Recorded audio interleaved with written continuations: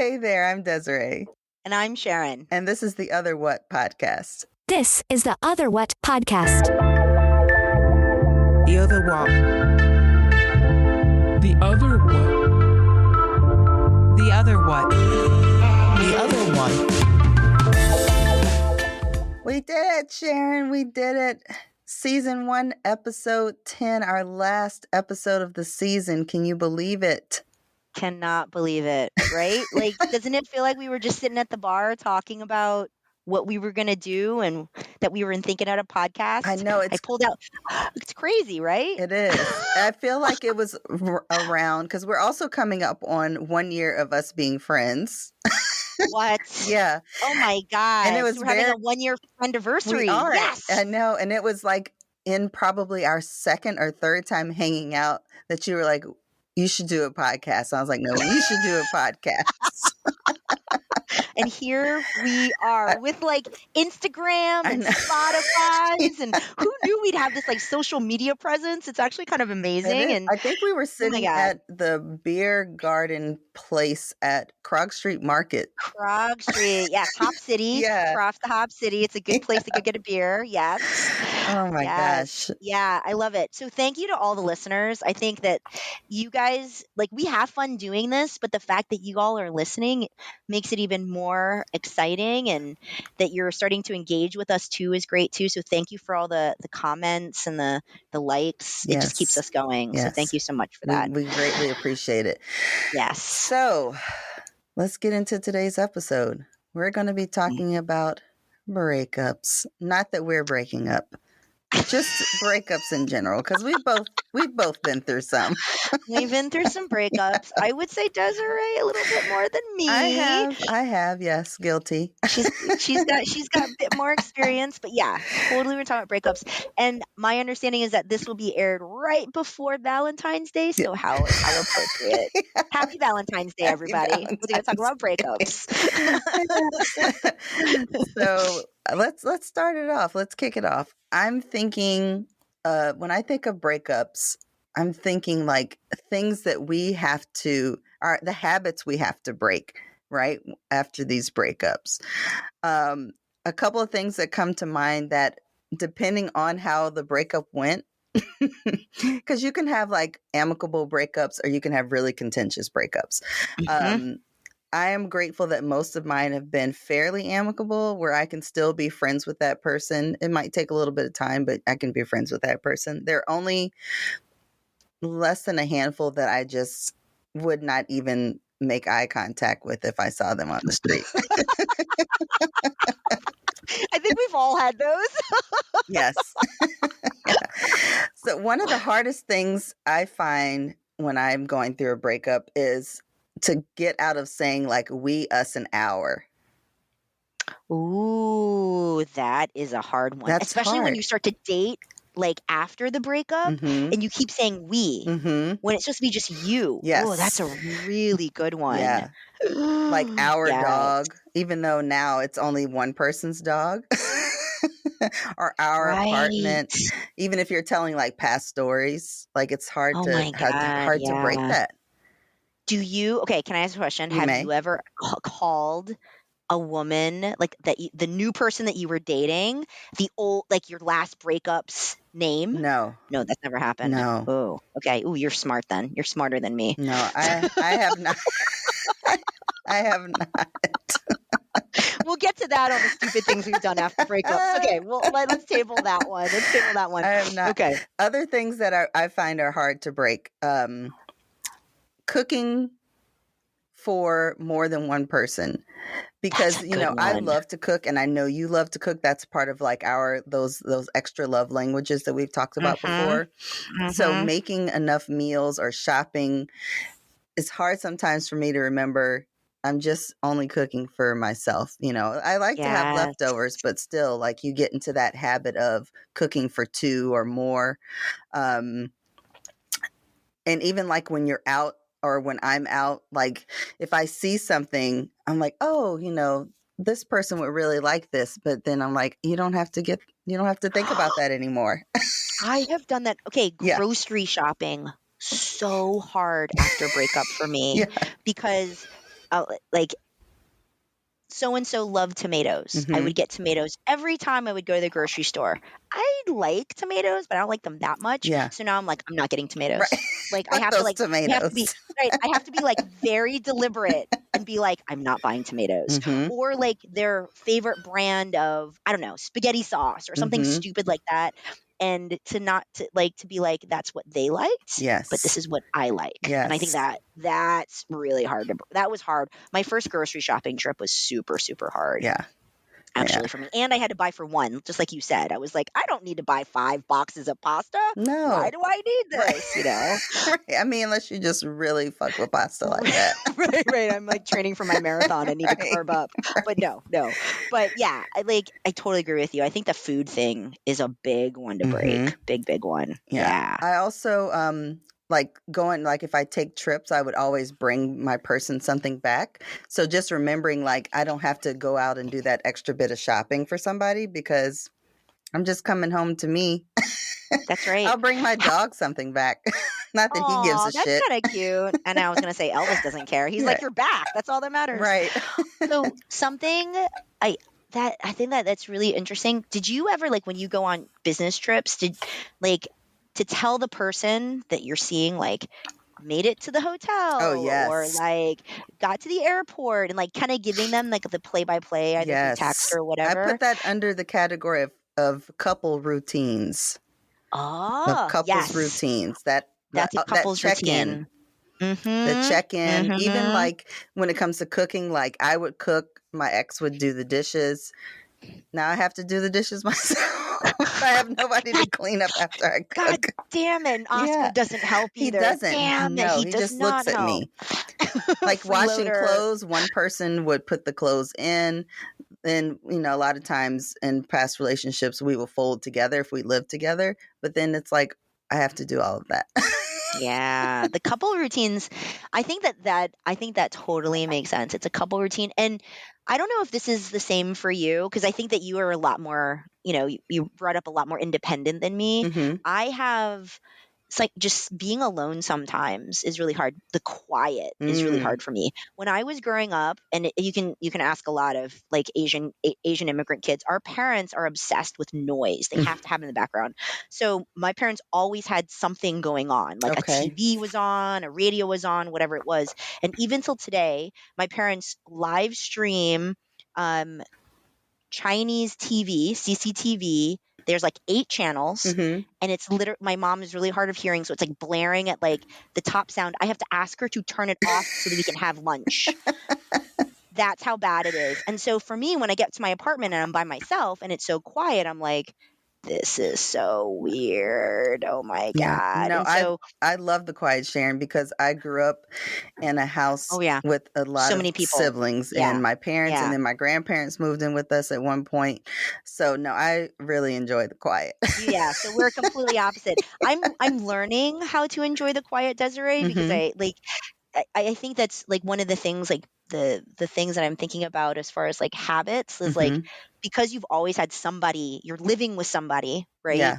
There's always somebody to talk to. Yes. And so I filled the space with that. And now that there's nobody to talk to, I talk to Elvis, but he doesn't a very good conversationalist. Oscar is not great not either. a good conversationalist. He does a lot of this with his head, just kind of tilting his head to the left. Like, what are you saying, I mean, woman? Elvis does start barking at me because he's like, bitch, take me out. Bitch, feed me. He does that, but that's about He's so aggressive. He is so aggressive. He's super aggressive.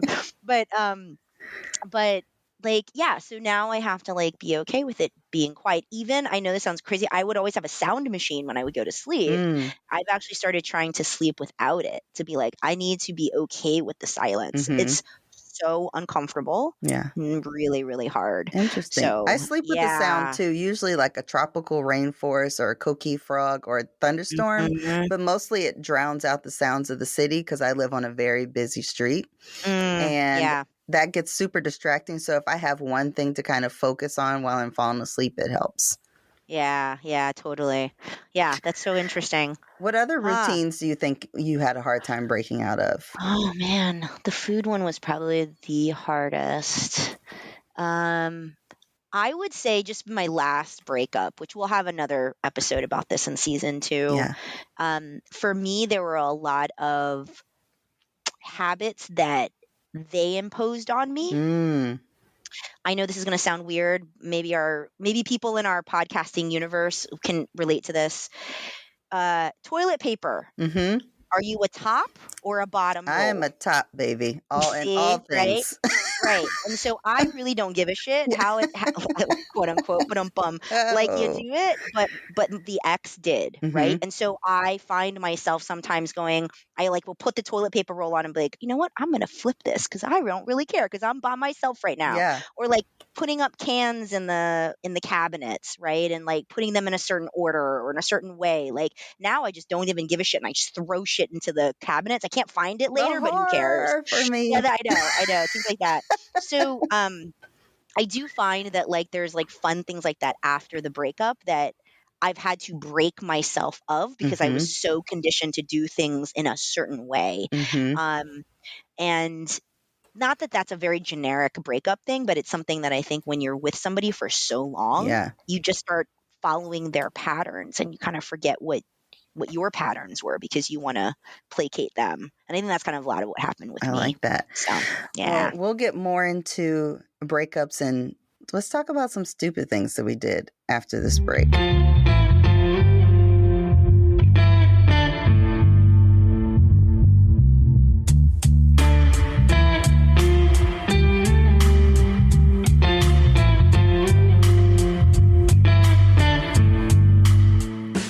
All right, we're back.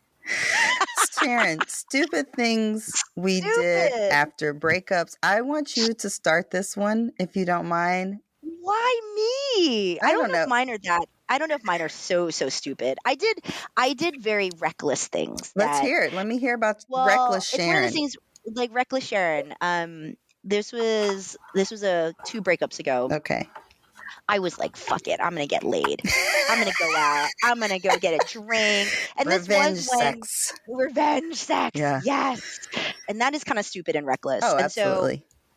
I don't even remember the name of this bar. It was actually near. It's at like it was like West Peachtree and 10th or something, and it was like it had a gay bar nights, Mm-hmm. and so I ended up going there on one night and met this girl.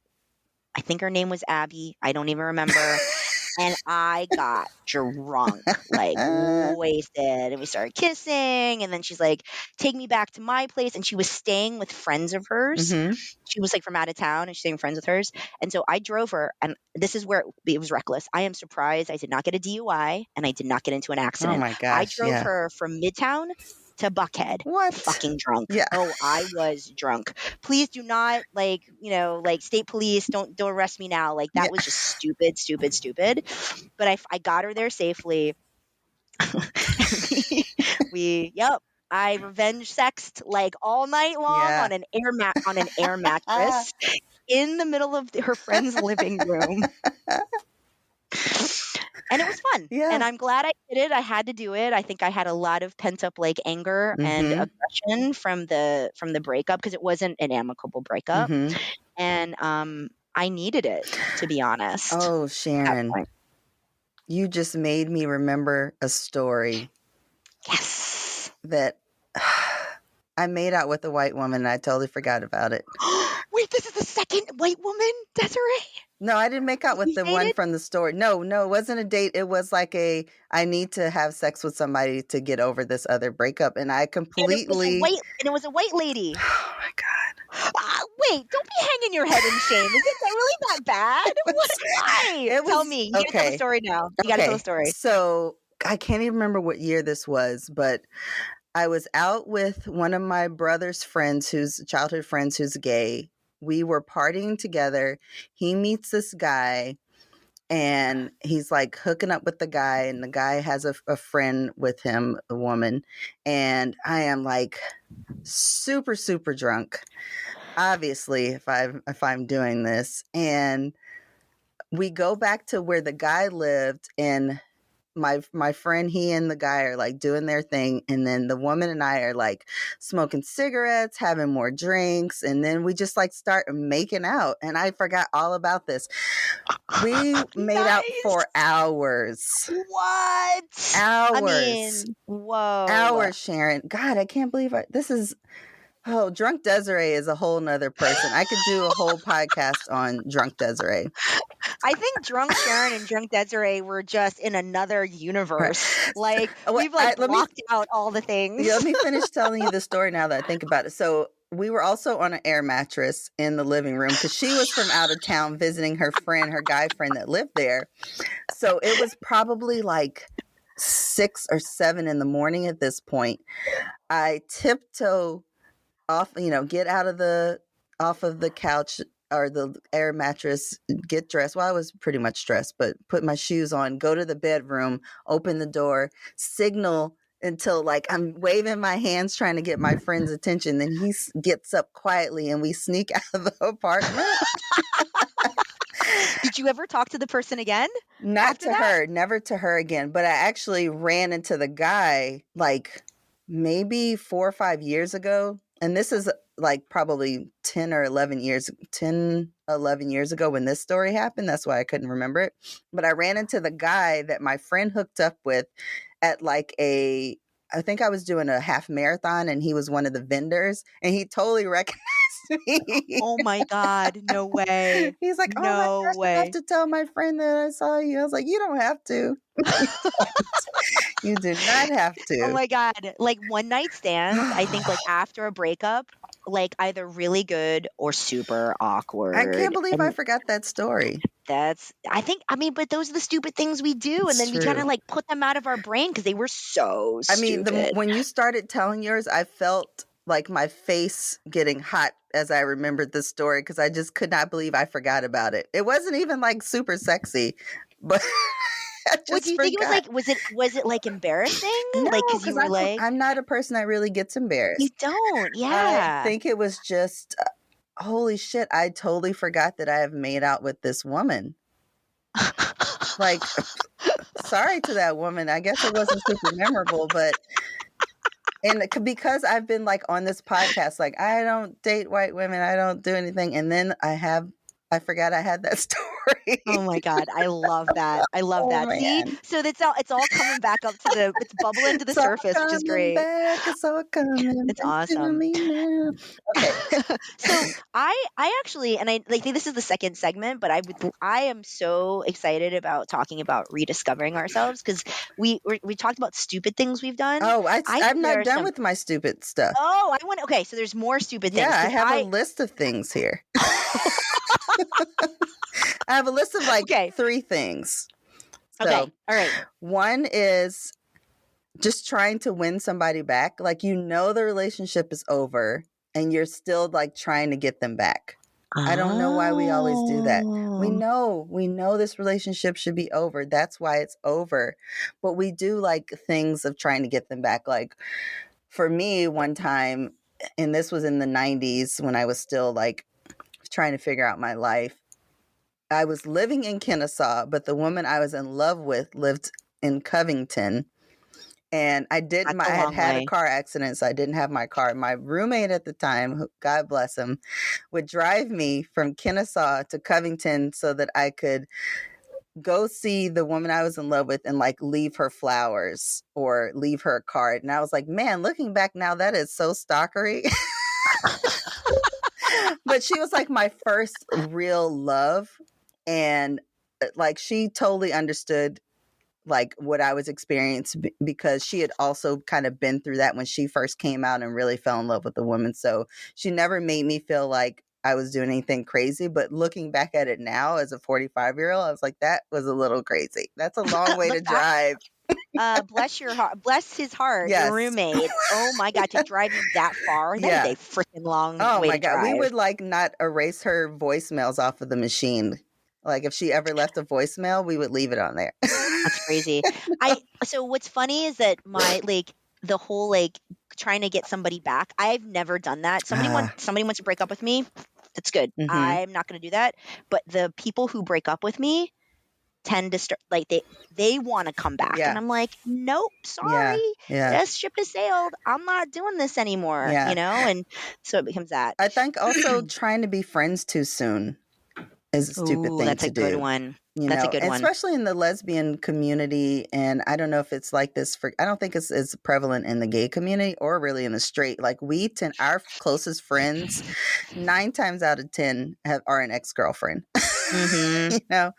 and we have to realize that that is okay, but we have to still give a little time and space and not like try to jump straight from lovers to we're not together anymore, so let's just be friends automatically. That's not always the best thing. We have to give it some time. And then Yes. one thing that's probably is going to sound controversial, and I'm going to say it, Ooh. is I have a habit of trying to just delete everything about that person, especially if it was a bad breakup or just somebody that didn't work, like deleting everything, like pictures, messages, anything that reminded me of that person. Almost like that movie, Eternal Sunshine of the Spotless Mind. I was like, I just need a pill that makes me forget them. But then I've had it happen to me twice where I've run into this person again. I'm like, my God, she is so fine. Like, why the hell did we break up? And because I have no mementos, no words of caution that I've saved, I forgot why we broke up. And I'll tell Oh you my God. one story and I hope she never listens to this podcast, of this woman who I just was just at the time one of the most physically attractive women I've ever been with, like model gorgeous. And I ran into her. I hadn't seen her in probably about 6 years at this point. And just like ran into her randomly. I don't even know where we were, maybe at a party. And just kept thinking, why the hell did I stop talking to her? She's so smart, so beautiful, like just everything, like totally my type. And then we started kind of like hanging out again, and I was at her place one. This is terrible. I was at her place one time, and we had dinner, like just pizza. We were watching a movie, and then we start making out, and it gets a little heavier.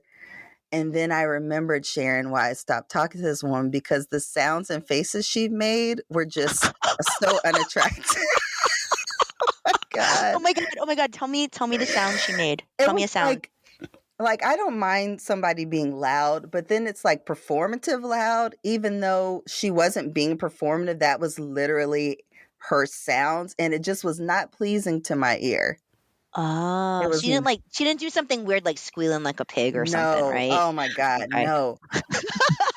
That You would have totally scares kicked her me. out on that one. I would have kicked her out of her own place because we were at her place.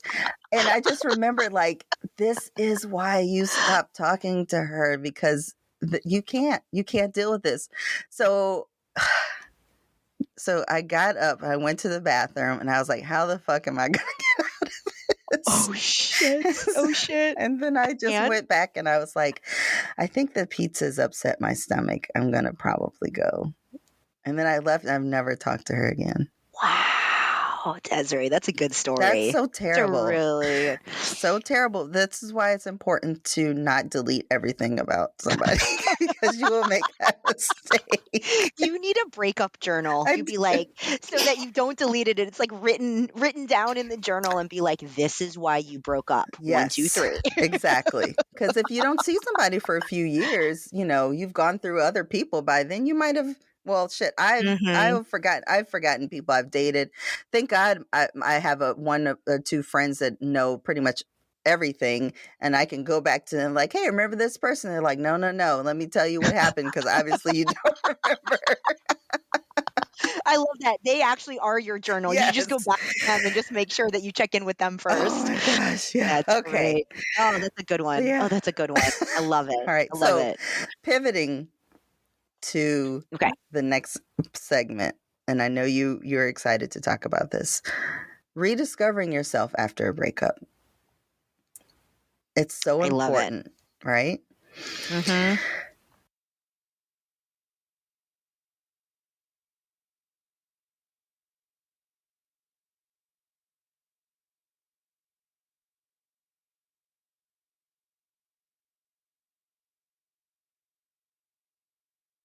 self-care. Tell me about that, Sharon, for you. Uh, so it's changed over the years, but I'll start off with the story of like my first big breakup. The first thing I did was I took a solo trip. Mm-hmm. And I think that is really empowering. Going by yourself. You know how like the couple thing we were talking Yeah. about, when you were traveling with somebody, you have to check in with that person, do what Mm-hmm. they want to do. You have to compromise. You don't have to do that when you travel by yourself. Yeah. And I went all the way to fucking Sydney, Australia, Wow. for this one. And I remember sitting there by the opera house and being like, I'm still kind of healing from the breakup, but being like, this is I did this. I did this for myself. I booked everything on my own. I knew where I wanted to go, and Mm-hmm. um, ended up hooking up with this like incredibly, probably one of the most beautiful women I've ever hooked up with. This Italian woman that looked like Angelina Jolie. I was like, Mm. she wants to kiss me. Yes, What? please. Like, I know. I was like, this is amazing, and it was very healing, right? And I came back and I was like, okay, this is me. This is who I am, and I really did a lot of that. I think though that was a while ago. Mm-hmm. And the last breakup, the self-care for me has been a lot more internal and a Mm-hmm. lot more almost putting like a cozy blanket around me, right? Like going for facials more Yeah. often, or taking myself out to dinner by myself, or taking a hot bath, or Mm-hmm. massages, like things for me and myself, that I just didn't think about doing when I was with somebody else. Like I do Mm-hmm. it for that person, but never did it for me. And for me, that's been the discovery of self-care. Mm-hmm. And I think that's a lot of like where I am right now on that journey. I How about love you, that. Desiree? I love that. I think traveling is a big one for me too. In my last relationship, there was one town I wanted to go to so badly in Mexico called San Miguel de Allende. And it just never worked out for my ex and I to go. And I finally was like, fuck it, I'm going to go. And so over the summer, I went for a week, myself and one of my really good friends. He's like my favorite travel buddy. And he and I went, and he was working remotely. I had the whole time off. And I remember sitting in like the main square by like one of their really large churches, having a cappuccino and just crying at my table because I was so happy Oh, that I was finally there. As I had been that's trying to go amazing. and looking at this place, Sharon, for like 3 or 4 years, and just like I feel like my spirit needs to be there. And it was so beautiful, so beautiful. And I just had to laugh at myself like, girl, you are sitting at a table in public just crying, like you are just so happy, it's ridiculous. That is amazing. Is Yeah. that where you had that epiphany? I think you had sent me Yeah. those texts. Is that where it was? Yes. Oh, Yeah, I dude, did that was I amazing. did this Reiki and sound bath session that was so transformative. After the session, I just felt like colors were brighter, like my spirit just felt rested. And it just like reaffirmed to me that I was doing the right things, like I was on the right path for me. And it was Yeah. so beautiful. The whole time it was really, it was a magical town and a magical time for me.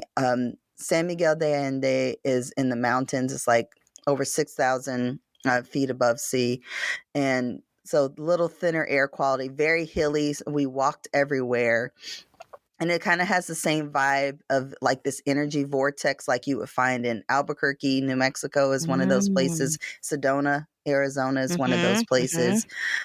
It was just amazing, absolutely That's so amazing. great. I Yeah. think I think that's another thing that, as we've gotten older, this whole like this the magic of like being still, Mm-hmm. right? That like Reiki and the sound bath, it makes you just be still. And then that's when you come out and you're like, you're right. Colors are more vibrant for me Mm-hmm. these days. Like sometimes I'm like, look at the sky. Yeah. Whoa. Yeah. Have I ever looked at the sky this way before? Yeah. And I've been doing a lot of yoga over the last year, and it's been very meditative for me, and it does slow me down. And I think it like the same way that it did for you. I think it took me a little bit longer, but like Mm-hmm. I've gotten to a point where I also see things much different, and I feel like I'm on the right path, and I feel more myself than I Mm-hmm. ever have been. Yeah.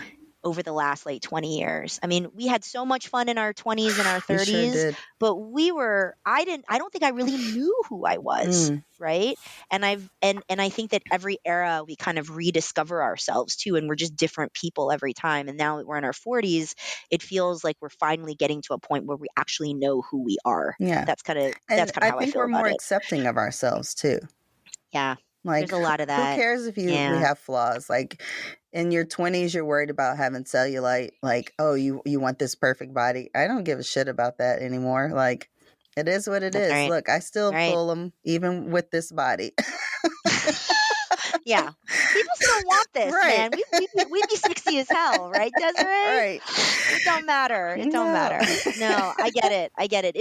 But it is like a rediscovery though when you come out of a relationship. Hmm.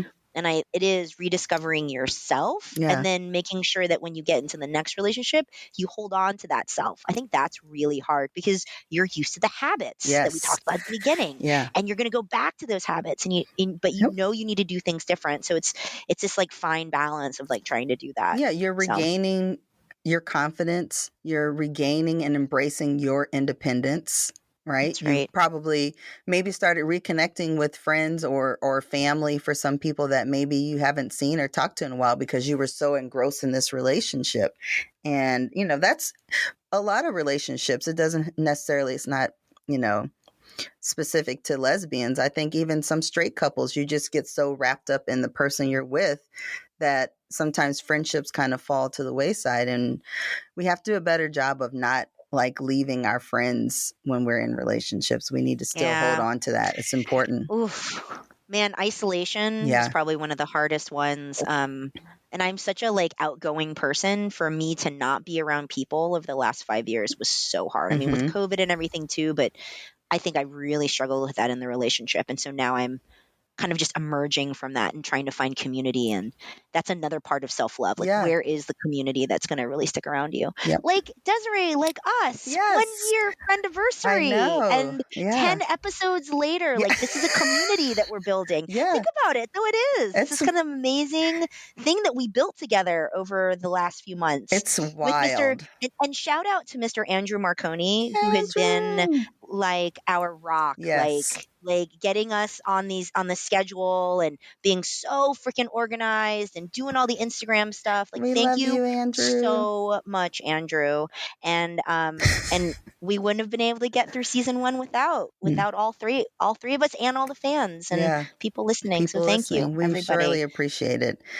Yeah. All right. Well, who knows what we have in store for season 2? Probably some exciting things. I am excited to continue this journey with you, Sharon. I love talking to you and learning more about you. I love sharing with you.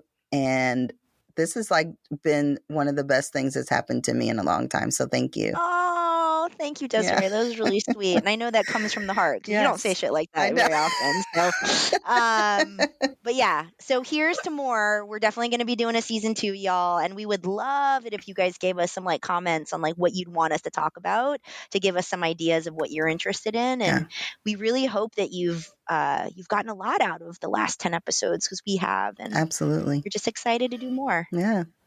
Well, All right, guys. thanks so much. See you in the next season. Love ya. For more The Other What, check out our other episodes. You can find those at theotherwhat.com. Have comments, thoughts, or reactions to something we said? Be sure to subscribe and comment. The Other What is a production of 559 Labs. The Other What is hosted by Sharon Go and Desiree Jamerson. This episode was produced and edited by Andrew Marconi. Music by Alexei Anisimov. It was recorded in Atlanta, Georgia. Thanks for listening and be sure to tune in next time.